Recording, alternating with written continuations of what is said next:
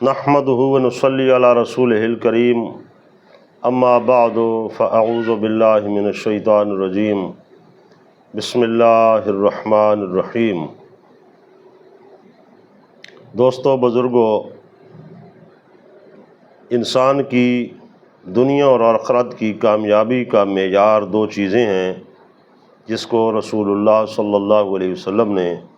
احادیث طیبہ میں واضح فرمایا ہے: عقیدہ صحیح اور عمل صالح۔ انسان کا عقیدہ صحیح ہوگا تو گویا اس کی قوت نظریہ کامل ہے، اور عمل صالح بھی اس کے پاس ہوگا تو گویا قوت عملیہ بھی کامل ہے، اور یہی دو چیزیں معیار ہیں انسان کی فلاح دارین کا، جس کے متعلق رسول اللہ صلی اللہ علیہ وسلم کا فرمان عالی شان ہے: ادبوا اولادکم علی ثلاثۃ خصال، کہ اپنی اولاد کو تین چیزوں کا علم دو، سکھاؤ، کہ یہ تین چیزیں جو بچہ اور بچی سیکھ جائیں گے تو وہ دنیا اور آخرت میں سرخرو، سبکدوش اور سرفراز و کامران ہوں گے۔ اب ان میں سے سب سے پہلی چیز جو ہے، حضور سید عالم صلی اللہ علیہ وسلم نے جو ارشاد فرمائی ہے کہ نبی محتشم صلی اللہ تعالیٰ علیہ وسلم کی محبت کا درس دو، ان کو نعت سنا کے، نعت سکھا کے، رسول اللہ صلی اللہ علیہ وسلم کی تعلیمات سے آگاہی دے کر، حضور کے معجزات، عظمتیں، شانیں بیان کر کے، اس طرح حضور سید عالم صلی اللہ علیہ وسلم کا ادب، احترام اور محبت ان کو سکھاؤ۔ اور دوسرے نمبر پر رسول اللہ صلی اللہ علیہ وسلم نے ارشاد فرمایا کہ حضور کی آل کی محبت سکھاؤ، آل و اصحاب کی محبت، کہ حضور کے غلام، حضور کا گھرانہ اور حضور کے اصحاب کا طرز حیات کیا ہے، ان کی تعلیمات کیا ہیں، اس کا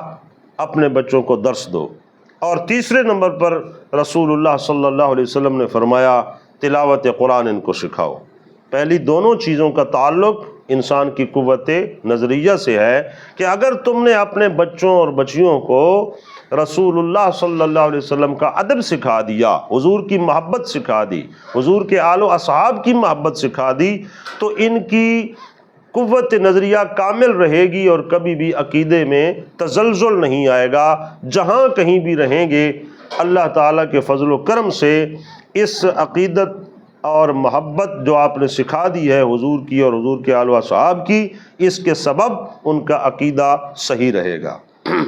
اور دوسرے نمبر پر، تیسرے نمبر پر جو حضور نے ارشاد فرمایا تلاوت قرآن سکھا دو، تو تلاوت قرآن کا فائدہ یہ ہوگا کہ اس کی قوت عملیہ بھی کامل ہو جائے گی،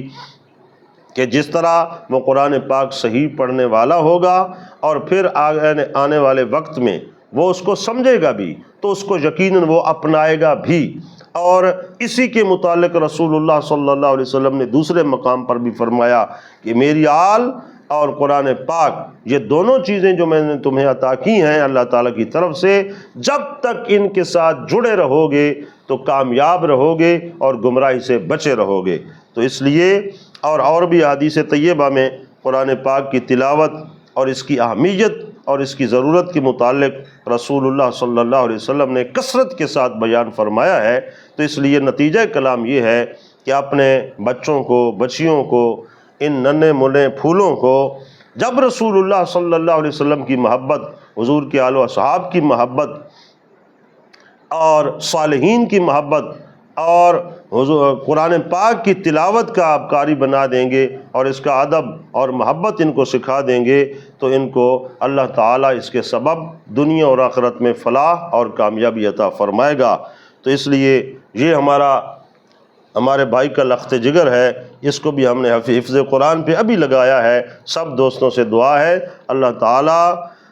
ان کو کامیابی دے، ہم سب کو عمل صالح کی توفیق دے۔ وما علیہ الا البلاغ۔